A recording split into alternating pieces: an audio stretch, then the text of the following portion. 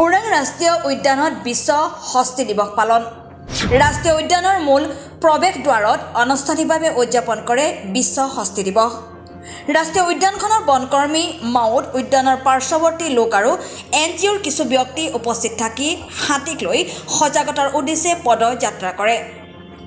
উদ্যানখনত 2012 চনৰ 12 আগষ্টৰ পৰা উদযাপিত কৰি আহিছে হস্তি দিৱস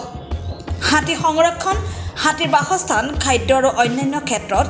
নজৰ দিয়া দায়িত্ব যাতে সকলোৱে পালন কৰে সেই কথা বনকৰ্মী মমি বসুমতাৰী আৰু প্ৰাণজিৎ ডেকাই মন্তব্য কৰে 2012 চনৰ 12 আগষ্টৰ পৰা আমাৰ হস্তি দিৱস পালন কৰি অহা হৈছে আমাৰ হস্তি দিৱসৰ মেইন উদ্দেশ্য হৈছে ধৰ বিভিন্ন সংগঠনে হওক বা সকলো লোকে হওক আমি হাতী সংৰক্ষণ কৰিব লাগে বাসস্থান হওক সকলো ফালৰ পৰা আমি সংৰক্ষণ কৰিব লাগে হাতীৰ বিশেষকৈ দাঁতৰ কাৰণে মানে চিকাৰ হোৱা দেখা যায় যাতে আমি সেই চিকাৰ ৰোধ কৰিব পাৰোঁ তাৰে উদ্দেশ্য লৈ আমি হস্তি দিৱস পালন কৰি আহিছোঁ ধন্যবাদ হয় আজি মই ইয়াৰ পৰাই সমূহ ৰাইজলৈ আজি হস্তি দিৱসৰ অলেখ শুভকামনা জ্ঞাপন কৰিলোঁ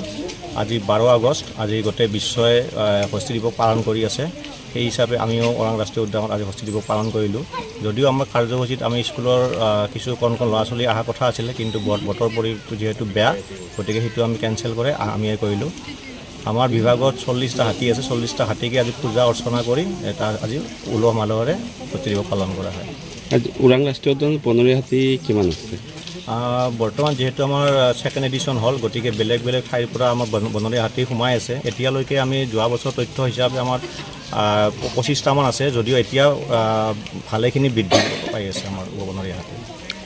40টা আছে হয় পুৰণীয়া 40টা আছে এইবিলাক কি কৰে আপোনালোকে আমাৰ পেট্ৰলিং কৰা হয় সেইবিলাকেৰে আৰু আজি দিৱসত কি ক'ব ৰাইজক উদ্দেশ্যে ৰাইজক এটাই কথাই ক'ম যে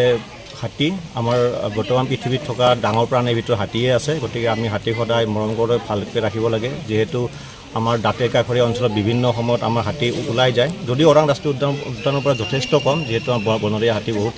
কমেই আছে তথাপিতো অসমৰ বিভিন্ন ঠাইত যিহেতু হাতী মানুহ সংঘাত হৈ আছে সেইটো আমি নিৰ্মূল কৰিব লাগে কমাব লাগে আমি একেলগে সহবাস কৰাৰ চেষ্টা কৰিব লাগে news desk report Suhana live